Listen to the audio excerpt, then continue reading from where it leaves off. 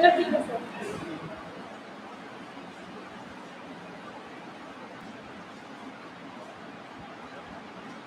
Good morning, students. So today we're going to start a new chapter named as the microbial world. Microbes या microorganisms. First of all, what are microorganisms or microbes? Those organisms which cannot be seen by naked eyes. जिनको हम naked eyes से, unaided eyes से नहीं देख सकते, वो होते हैं आपके microorganisms या microbes. Okay. So if someone asks you to define microorganisms, you will say those organisms which cannot be seen by naked eyes or unaided eyes are termed as microorganisms or microbes. The second term is microbiologist. Microbiology.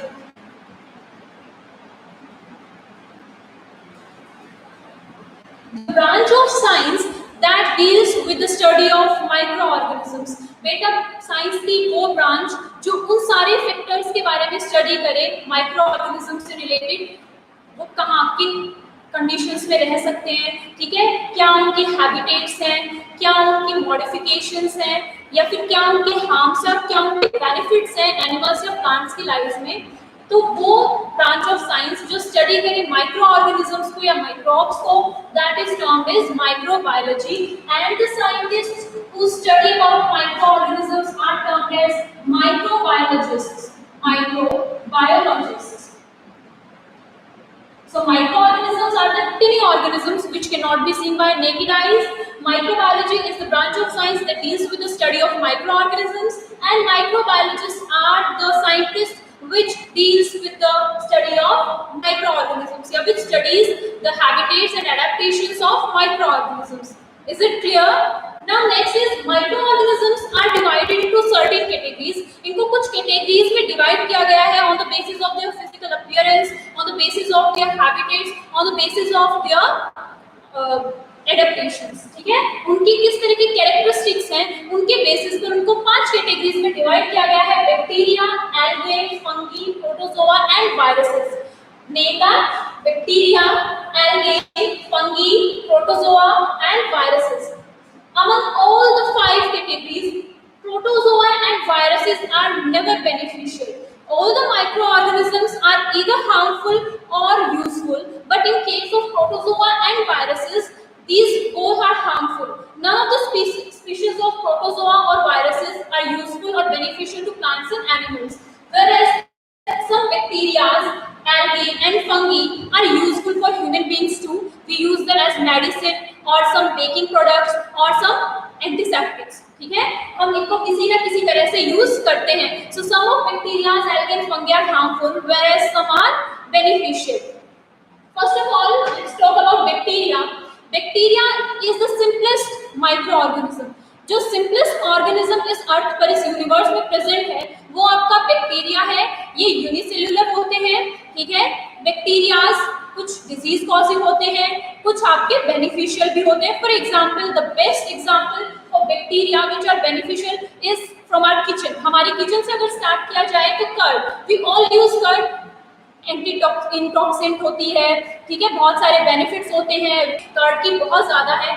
But if you observe the curd, अगर आप उस curd को observe करते हैं, you will find 1000 number of microorganisms, 1000 number of bacterias in it. आपको हजारों की मात्रा में बैक्टीरियाज नजर आएंगे व्हाइट कलर के कर्ड के अंदर, ठीक है. तो इससे हम प्रूव कर सकते हैं कि कुछ बैक्टीरियाज हैं जिनकी न्यूट्रिशनल वैल्यू है, जो हमारी बॉडी को डिजीज फ्री रखने का काम करते हैं, हमारी बॉडी के लिए बेनिफिशियल है. Bacterias on the basis of their shape, bacterias को उनकी शेप के बेसिस पे 4 कैटेगरीज में डिवाइड किया गया है: स्पिरुला, कोकी, बेसिली एंड वाइब्रियस. ठीक है, these are spirula, cocci, bacilli and vibrios. Okay, on the basis of their shapes. Spirula are spiral shape. The spiral shaped bacteria are known as spirula. Okay, कोकी are spherical in shape. ठीक है, the spherical bacteria are termed as cocky. Bacilles are rod-shaped bacteria. Those bacteria whose structure is rod-shaped are termed as bacilli. And vibrous, the coma-shaped bacteria.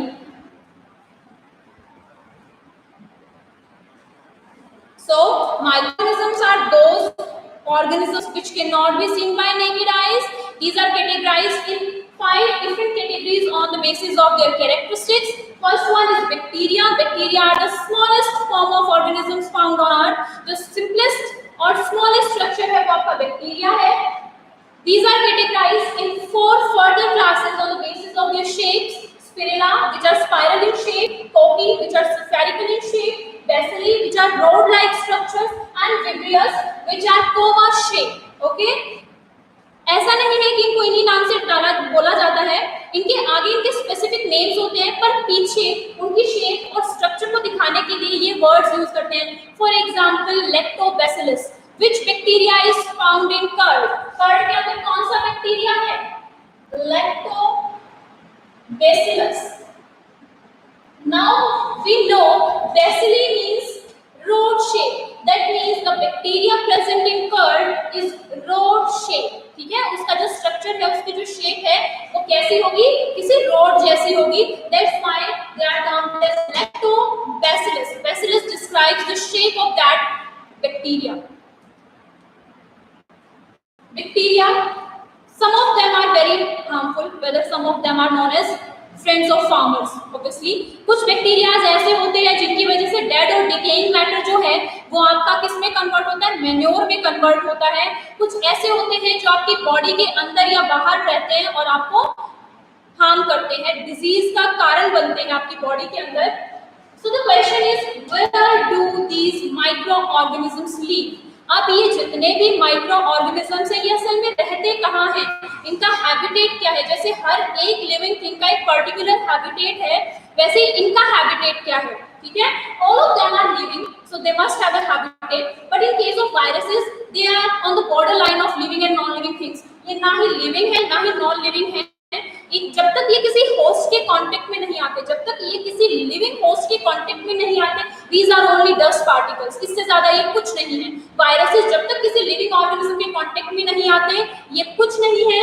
और जैसे ही ये living organism के contact में आएंगे इनके अंदर की मेटाबॉलिक एक्टिविटी स्टार्ट हो जाएंगी, रिप्रोडक्शन स्टार्ट हो जाएगा, फिर हम इन्हें लिविंग कंसीडर करना स्टार्ट कर देते हैं. That's why viruses are considered to be on the border line of living and non living organisms. Now heading for the question, where do the organisms live? These microorganisms are omnipresent. The term omnipresent means which are present everywhere. आपने सुना होगा, हम बोलते हैं ना भगवान omnipresent है, God is omnipresent, सब जगह हैं. वैसे ही microorganisms are termed omnipresent क्योंकि ये एक्सट्रीम से एक्सट्रीम कंडीशंस में मिलते हैं. आप हॉट वाटर स्प्रिंग्स में चले जाइए, आप पोलर रियाइन में चले जाइए, वहां पर भी आपको माइक्रो ऑर्गेनिजम्स बिल्कुल मिलेंगे. और जो न्यूक्लियर आपके अटैक्स होते हैं, न्यूक्लियर ब्लास्ट होते हैं, वोल्केनिक इरप्शंस होते हैं, वहां पर भी सर्वाइव कर सकते हैं. ठीक है, एक्सट्रीम कंडीशंस का मतलब होता है हद से ज्यादा, चाहे हद से ज्यादा गर्मी हो, चाहे हद से ज्यादा सर्दी हो, चाहे सैलिनिटी हद से ज्यादा हो, ये सब जगह मिलेंगे. फ्रेश वाटर में भी मिलेंगे, सॉल्टी वाटर में भी मिलेंगे, सलाइन वाटर के अंदर आपको हॉट वाटर स्प्रिंग्स में भी मिलेंगे और पोलर रियाइन में भी मिलेंगे. That's why microorganisms are said to be omnipresent. Microorganisms are omnipresent. ठीक है, they can survive extreme conditions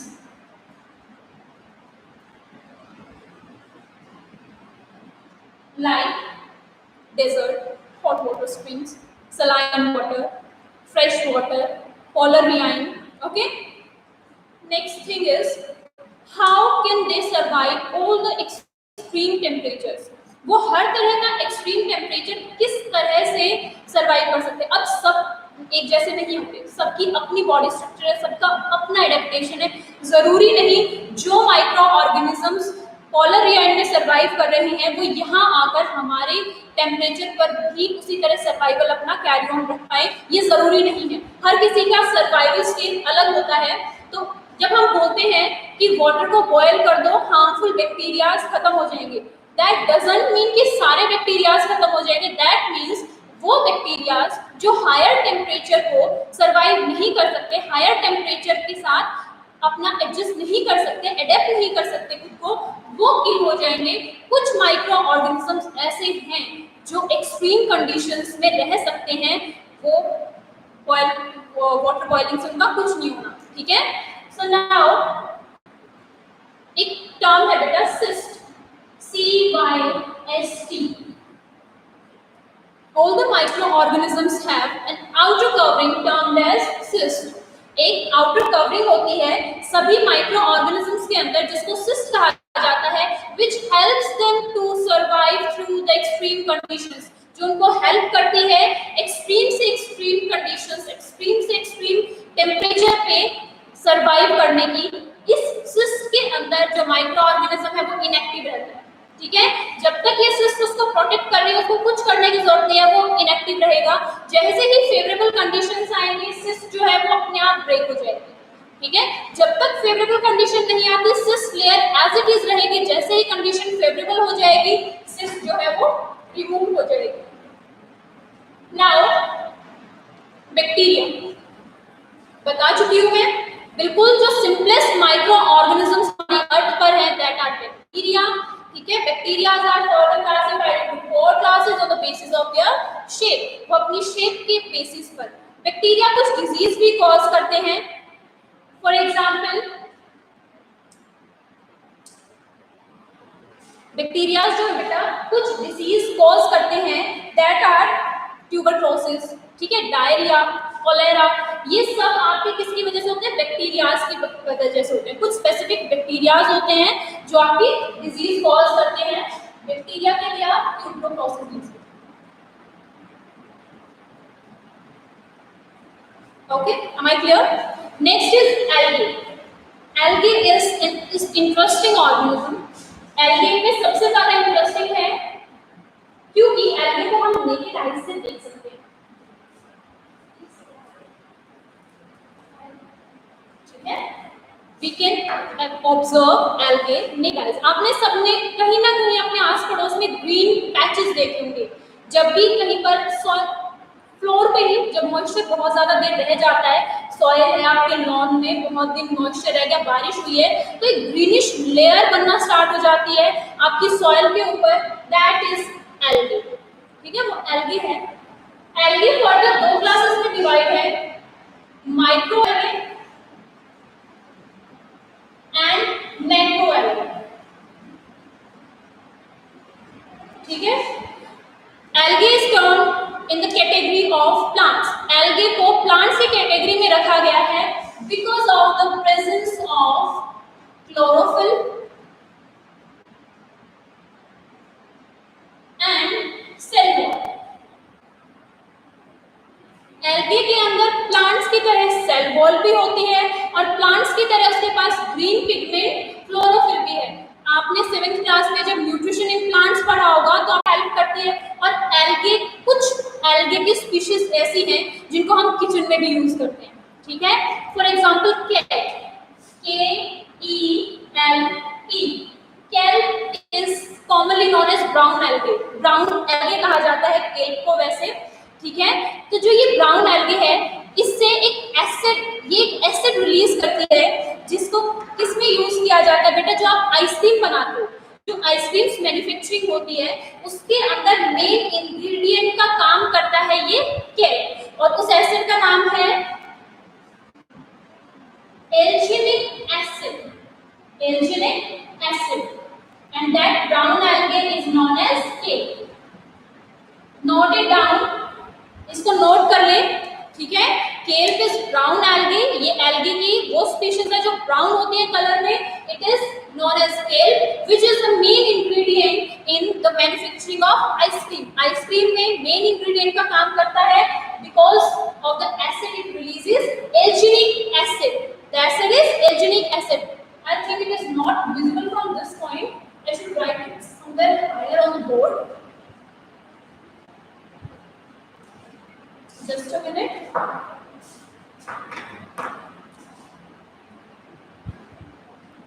Algae, 2 categories, microalgae and macroalgae.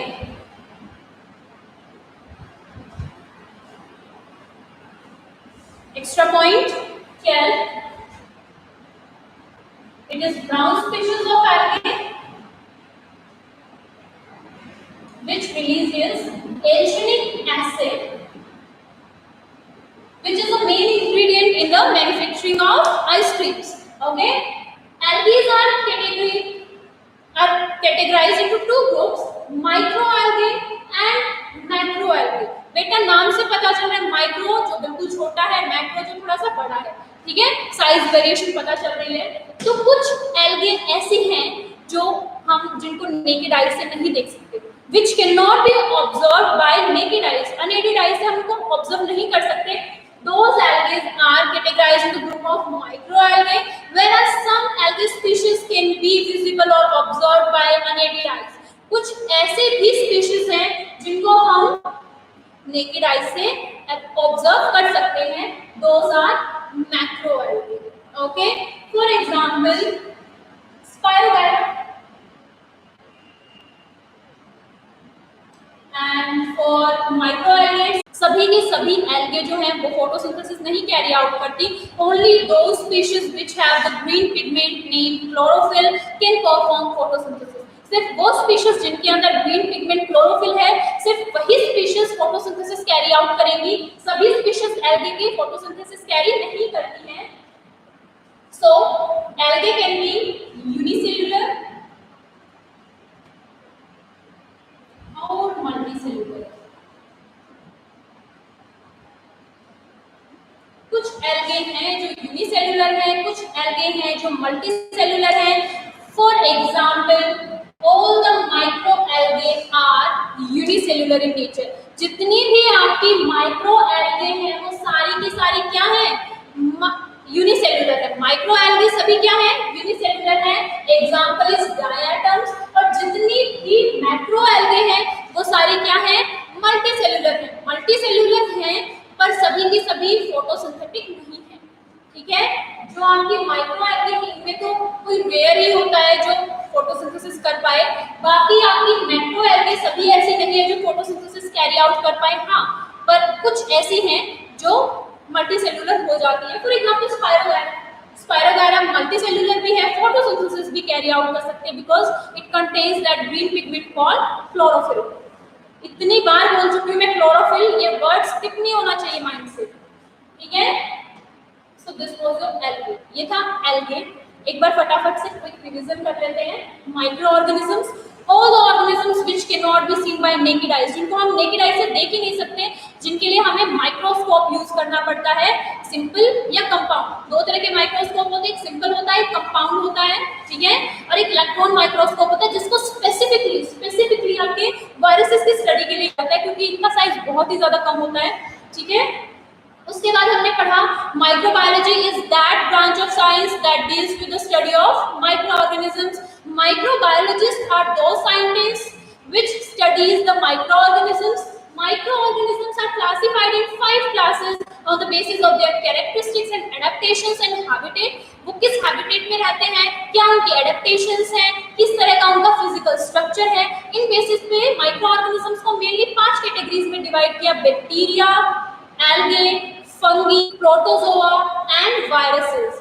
Among all the 5, only protozoa and viruses are only harmful. They cannot be and never be beneficial to human beings or plants.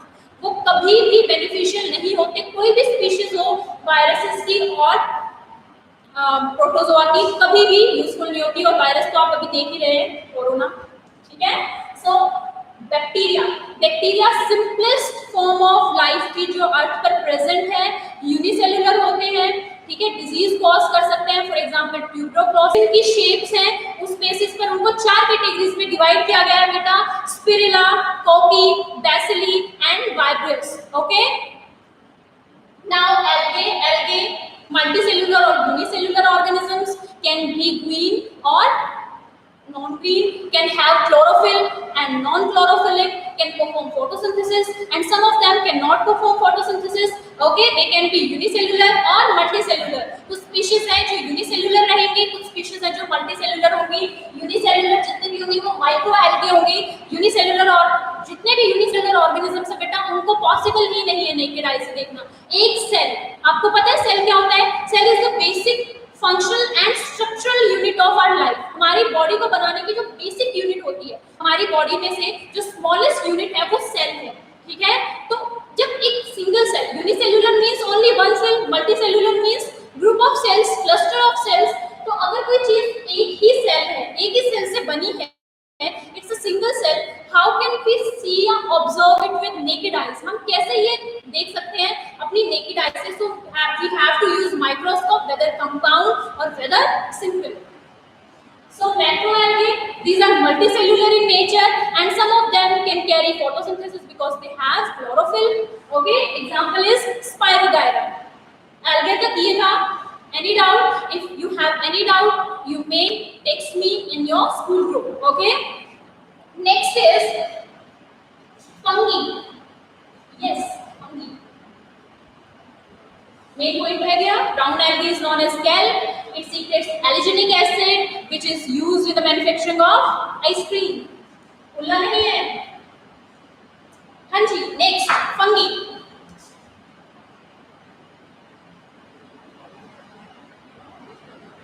ये तो अभी ने देखी है, क्योंकि हम bread बहुत खाते हैं, है ना? हाँ जी. Heading towards our kitchen again. फिर से किचन में चलते हैं. बैक्टीरिया के लिए भी हम किचन में गए थे, एल्गी के लिए भी हम किचन में पहुंचे थे, फंगी भी हमें किचन में मिली जाती है. ठीक है. फॉर एग्जाम्पल, आपने एक ब्रेड छोड़ दिया, ठीक है, काफी दिनों तक वो रखा रहा, काफी दिन की भी जरूरत नहीं है, अब तो 1-2 दिन वो रखा रहा, ठीक है, उसको मॉइस्चर मिला, वार्मथ मिली, कर रही थी. पर फंगी के लिए फेवरेबल कंडीशंस है मॉइस्चर प्लस वार्मथ. इसको भाई थोड़ी बहुत वार्मथ भी चाहिए. ठीक है. ऐसा ना हो कि ठंड है और बस मॉइस्चर है, नहीं. जहाँ पर थोड़ी बहुत, जैसे बाहर के मुकाबले सर्दियों में भी हमारे घर में थोड़ी सी इंसुलेशन रहती है, थोड़ा सा गर्माहट होती है, तो वो वार्मथ जहाँ इसे मिल जाए, जहाँ इसको मॉइस्चर मिल जाए, वहीं ये ग्रो कर जाती है. आपने अपने किचन में ब्रेड्स के ऊपर खूब देखा होगा ग्रे ग्रे से पैचेस, छोटे छोटे से डॉट्स, छोटे छोटे से पैचेस, है ना? काफी दिन वेट क्लोथ्स आपके बाथरूम में पड़े रहे, आप नहीं उसको उठा के, आप बहुत आलसी किस्म के हैं, तो उनके ऊपर भी व्हाइट जो आपके होते हैं व्हाइट क्लोथ, उनके ऊपर इजीली देखने को मिलता है कुछ ग्रेइश, कुछ ब्राउनिश पैचेस बन जाते हैं. Those are fungi. तो ये है आपकी फंगी. देखो, फंगी नॉन ग्रीन होती है, भैया इनके पास कोई कलर नहीं होता. ठीक है. ये नॉन ग्रीन होती है, इनके पास क्लोरोफिल नहीं है, इनकी जिंदगी में रंग नहीं है. ठीक है. ब्राइट कलर नहीं है, कलर तो है, ब्राइट कलर नहीं है. ठीक है.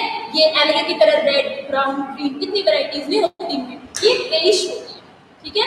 अब देखो, फंगी जो है, वैसे हम जब देखते हैं ना दूर से बेटा, तब तो ऐसा दिखाई देता है कि सिर्फ डॉट्स हैं, पैचेस हैं, पर इनका ना थ्रेड लाइक स्ट्रक्चर होता है, फिलामेंट्स होते हैं. ठीक है.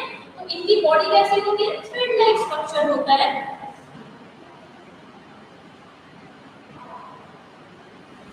थ्रेड लाइक स्ट्रक्चर, जिनको हम क्या बोलते हैं? हाइफे. क्या बोलते हैं? हाइफे. ठीक है. थ्रेड लाइक स्ट्रक्चर्स होते हैं जिनको हम क्या बोलते हैं? हाइफे. जो ब्रेड के ऊपर आपकी फंगी लगती है ना, जो आपको किचन में देखने को मिलती है, उसको बोलते हैं ब्रेड मोल्ड. क्या बोलते हैं? Bread mould. That is known as bread mold. Common name है ये उसका. जैसे आपका घर पे निकनेम होता है ना, चिंटू, बंटू, ऐसे कुछ, वैसे ये इसका कॉमन नेम है. साइंटिफिक नेम है इसका राइजम्स. ठीक है. इसका साइंटिफिक नेम क्या है? राइजम्स. ओके. तो आपका जो ब्रेड पे आपको देखने को मिलती है फंगी, वो है bread mould and its scientific name is rhizomes. Okay. हाँ जी. अब आगे देखते हैं.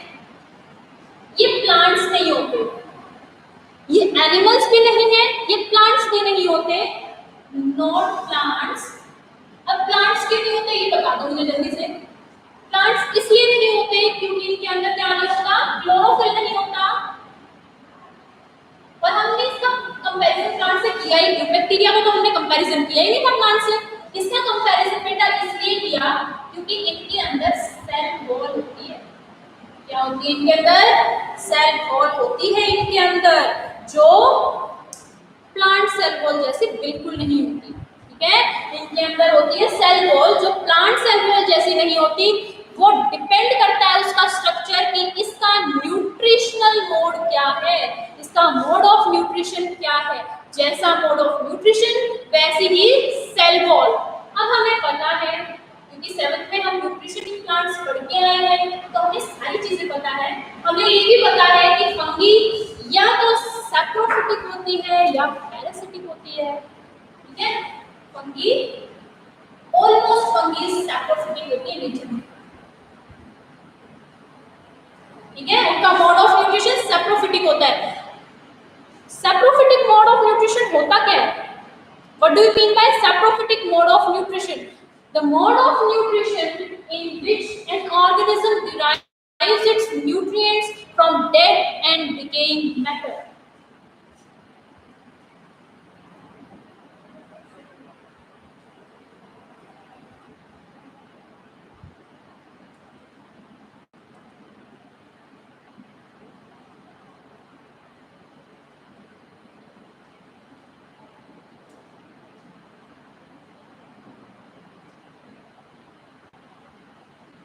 The mode of nutrition in which an organism derives its food from dead and decaying matter.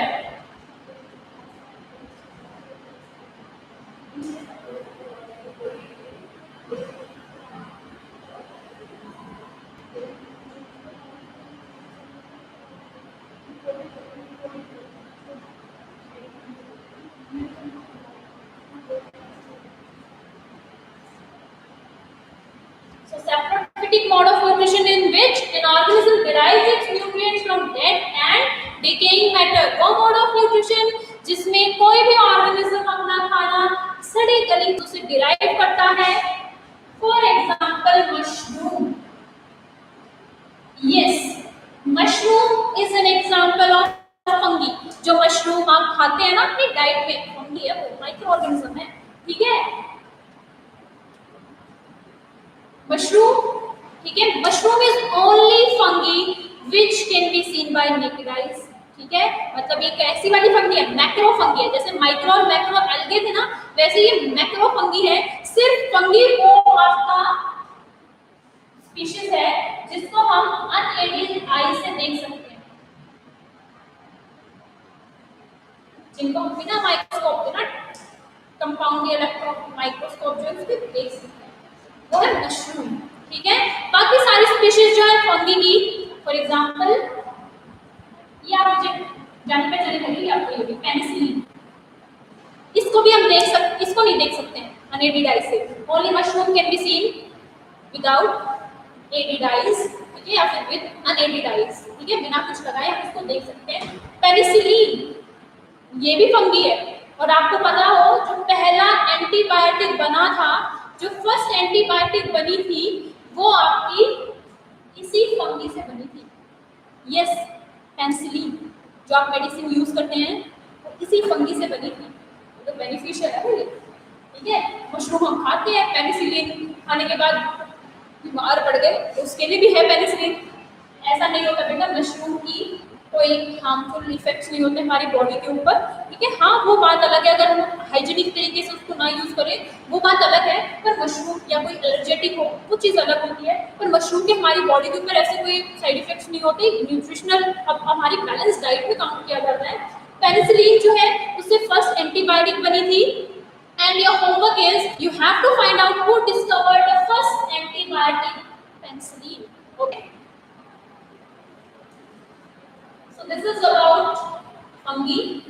अब मैंने कहा था कि जो सेल वॉल का स्ट्रक्चर है फंगी के ऊपर, वो उसके मोड ऑफ न्यूट्रिशन पे डिपेंड करता है। ये तो सैप्रोफिटिक मोड ऑफ न्यूट्रिशन। कुछ फंगी, कुछ नहीं, एक आधी स्पीशीज होती हैं जो पैरासिटिक होती है नेचर में। Parasitic mode of nutrition in which an organism derives its food from other living organism by living on its body or inside its body, ठीक है। कोई भी ऐसा ऑर्गेनिज्म जो किसी लिविंग ऑर्गेनिज्म की बॉडी के अंदर या ऊपर रहे और उसके न्यूट्रिएंट्स एब्जॉर्ब करे, वो होता है पैरासाइट। उस ऑर्गेनिज्म को क्या कहा जाता है? पैरासाइट। और उस मोड ऑफ न्यूट्रिशन को क्या बोलेंगे? Parasitic mode of nutrition. और जिस महान इंसान से या जिस बेचारे जानवर से वो ये सारे न्यूट्रिएंट्स डिराइव कर रहा है, वो हो जाता है होस्ट। यस, अब उसके लिए तो पार्टी हो गई, और जो पार्टी देता है वो तो होस्ट होता है, ठीक है। Organism derives its food from other living organism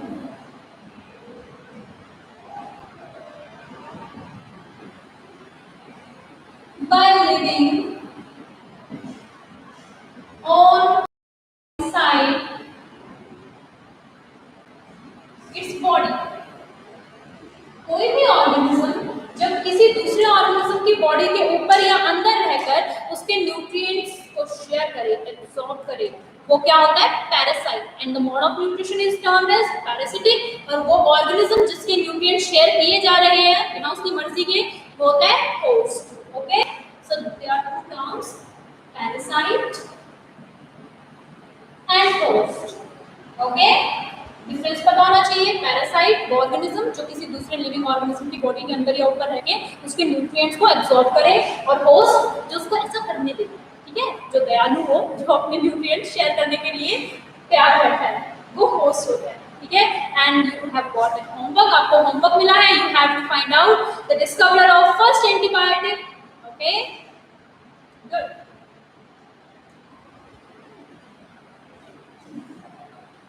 Now heading towards protozoa.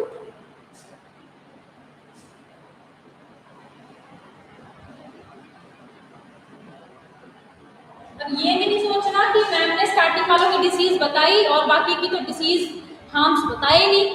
बताएंगे, नेक्स्ट वीडियो होगी, उसमें हम लोग यही चीजें डिस्कस करेंगे, क्या क्या हार्म्स हैं, क्या क्या यूजफुल थिंग्स हैं जो हम माइक्रो ऑर्गेनिज्म से ले सकते हैं। ठीक है, अभी सिर्फ हम इनका इंट्रोडक्शन ले रहे हैं कि इन सब की क्वालिटीज क्या है। ठीक है, इन सब के अंदर एक्सेप्शंस क्या क्या हैं, ये सब पढ़ रहे हैं अभी हम बस।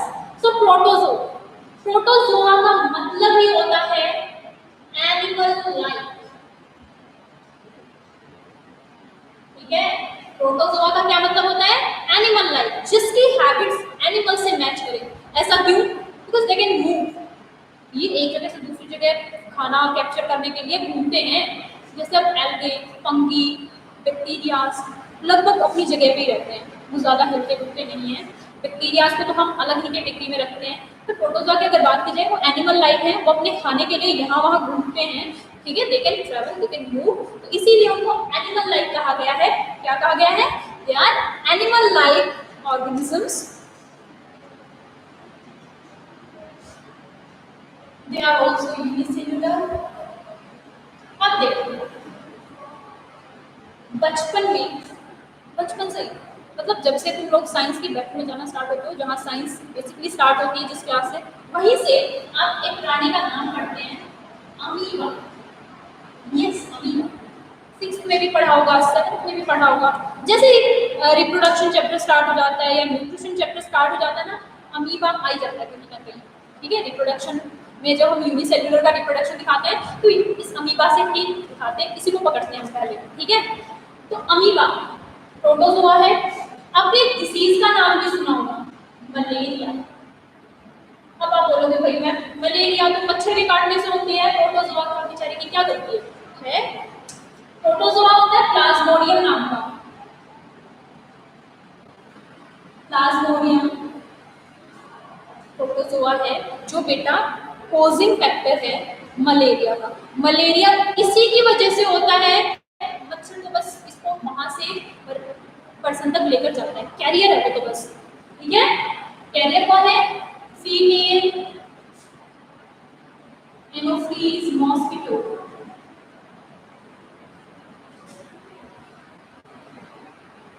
Female Anopheles mosquito is the carrier of this malaria-causing protozoa. Malaria is the disease which is caused by Plasmodium, the protozoa, and this protozoa is carried out by female Anopheles mosquito. ठीक है, ये mosquito इस Plasmodium को उठाएगा, एक infect करने के लिए किसी अनइन्फेक्टेड पर्सन के अंदर छोड़ देगा उसको, वहां पर ये ग्रो करेगा, अपनी फैमिली बनाएगा, रिप्रोड्यूस करेगा और हमें मलेरिया हो जाएगा। ठीक है, सो हमने 2 प्रोटोजोआ पढ़े, अमीबा एंड प्लाज्मोडियम। ठीक है, ये अपना फूड कैप्चर करने के लिए मूव करते हैं, इसलिए इन्हें एनिमल लाइफ कहा गया है। इनका कोई भी फायदा नहीं है, ये सिर्फ नुकसान कर सकते हैं, एनिमल्स हो चाहे प्लांट्स हो, सब। ठीक है। हेट्रोट्रॉफिक नेचर के होते हैं, पता ही है, जब अपना खाना लेने के लिए घूमना ही पड़ रहा है तो इसका मतलब खुद तो खाना खाना बन नहीं रहा है, ठीक है। यूनिसेल्युलर है, हेट्रोट्रॉफिक है, एनिमल लाइक है and can move to capture your food, okay. Examples are amoeba and plasmodium, okay. सब यूनिसेल्युलर होते हैं, इनमें कोई एक्सेप्शन भी नहीं है, ओके। ये अकेले ही रहते हैं, ठीक है। कुछ एल्गे की स्पीशीज ऐसी हैं, कुछ फंगी की स्पीशीज ऐसी हैं, कुछ बैक्टीरिया स्पीशीज ऐसी हैं जो क्लस्टर्स फॉर्म कर लेते हैं, जो अपना एक ग्रुप बना लेते हैं जिसको कॉलोनी कहा जाता है। क्या कहा जाता है? कॉलोनीज, ठीक है। The group of micro organisms is known as colony, ठीक है। तो वो कॉलोनी बना लेते हैं, पर ये सब अकेले ही रहते हैं, इनमें कोई कॉलोनी का चक्कर नहीं है, ये अकेला ही रहना पसंद करते हैं। इसमें एग्जाम्पल पैरामीशियम भी है, बट मेनली अमीबा आप पढ़ो रिप्रोडक्शन जब भी आएगा, और उसके बाद फीमेल एनाफिलीज मॉस्किटो प्लाज्मोडियम को कैरी करेगा और मलेरिया कॉज कर देगा, तो इसमें भी प्लाज्मोडियम का ज्यादा है। वैसे पैरामीशियम भी अगर आपको पसंद है आप लिख सकते हैं, कोई बात नहीं है, ठीक है। So this was all about protozoa. Protozoa बहुत छोटा सा था, वायरसेस भी बहुत छोटा सा है, क्योंकि बड़े तो वो होते हैं जिनका कोई बेनिफिट हो, इनका कोई बेनिफिट ही नहीं है, ठीक है। They can only harm us और प्लांट्स, ये जहां पर भी जाएंगे हार्म करेंगे। Next is viruses. I think we had discussed it in the starting of video. जब मैं ग्रुप्स क्लासिफाई कर रही थी तब मैंने लाइन बोली थी, they are on the border line of living and non-living things. ये बॉर्डर लाइन पर रहते हैं, इसको ना हम लिविंग बोल सकते हैं ना नॉन लिविंग बोल सकते हैं, क्योंकि लिविंग के लिए मेटाबॉलिक एक्टिविटीज होना बहुत जरूरी है ना। जो लिविंग हो उसके अंदर मेटाबॉलिज्म तो होगा, रेस्पिरेशन, रिप्रोडक्शन, न्यूट्रिशन, डाइजेशन, ये सब होगा ऑब्वियसली, पर इनके अंदर ऐसा नहीं होता, स्टार्टिंग में नहीं होता, फिर हो जाता है। वायरसेस बेटा स्मॉल होते हैं ऑब्वियसली, ठीक है। माइक्रो ऑर्गेनिजम्स ऐसे हैं जो सिर्फ माइक्रोस्कोप को भी, इलेक्ट्रिक माइक्रोस्कोप जो है, इलेक्ट्रॉन माइक्रोस्कोप है, सिर्फ उसी से देखे जा सकते हैं। इनका कोई सेल स्ट्रक्चर नहीं होता, मैं ये भी नहीं बोल सकती यूनिसेल्युलर है, मैं बोल ही नहीं सकती, क्योंकि इनका कोई सेल स्ट्रक्चर नहीं है, नो सेल स्ट्रक्चर,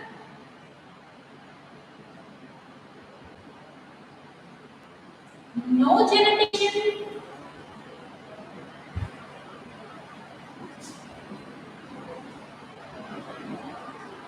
nothing।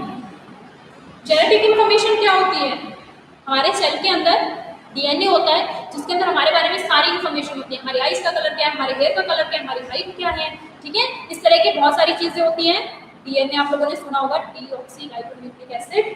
तो इनके अंदर ना सेल स्ट्रक्चर है, ना कोई जेनेटिक इंफॉर्मेशन है, और ये नॉन लिविंग है, ठीक है। अभी फर्स्ट स्टेप के लिए ये नॉन लिविंग है, फिर जैसे ही ये किसी लिविंग ऑर्गेनिज्म की बॉडी के अंदर एंटर करेंगे, जैसे ही इन्होंने किसी लिविंग ऑर्गेनिज्म, चाहे वो एनिमल हो, प्लांट हो, हम हो, जिस भी बॉडी के अंदर ये एंटर करेंगे, इनके अंदर मेटाबॉलिक एक्टिविटीज स्टार्ट हो जाएंगी। हमें कॉपी कर देते हैं पूरी, ठीक है। इनके अंदर मेटाबॉलिक एक्टिविटीज स्टार्ट हो जाएंगी और फिर ये ग्रो करना स्टार्ट करेंगे, अपनी फैमिली बनाएंगे, इनके अंदर रिप्रोडक्शन होगा और ये नंबर में इंक्रीज होते चले जाएंगे। और इस तरह से किसी एक पर्टिकुलर वायरस की एंट्री की वजह से जो इंसान है वो इन्फेक्ट होता चला जाता है, और वायरस की शक्ति का तो पता ही है कितनी तबाही हो गई है, ठीक है। So these are non living basically, which turns living when they enters organism body. जब भी वो किसी ऑर्गेनिज्म की बॉडी के अंदर एंटर करेंगे वो बेसिकली लिविंग हो जाएंगे, ठीक है। इनकी वजह से कॉमन फ्लू, पोलियो और आपके डेंगू, ये सारी डिजीज होती हैं। और इसकी वजह से एक और, ये ऐसे माइक्रो ऑर्गेनिजम्स हैं, इकलौते ऐसे माइक्रो ऑर्गेनिजम्स हैं जो दूसरे माइक्रो ऑर्गेनिजम्स को भी हार्म कर सकते हैं। सिर्फ प्लांट्स और एनिमल्स को नहीं, इन्होंने तो दूसरे माइक्रो ऑर्गेनिजम्स को भी नहीं छोड़ा। बैक्टीरिया माइक्रो ऑर्गेनिजम्स होते हैं जो हमारे लिए हार्मफुल भी हो सकते हैं, बेनिफिशियल भी हैं, हम लोग पढ़ चुके हैं ये बात। वायरस इसको भी इन्फेक्ट कर सकता है। जब बैक्टीरिया को इन्फेक्ट करे कोई भी वायरस, जब कोई भी वायरस बैक्टीरिया की बॉडी के अंदर एंटर कर जाए, उसको हार्म करना स्टार्ट करे, उसको अफेक्ट करे, तो उस कंडीशन को कहा जाता है बैक्टीरियोफेज।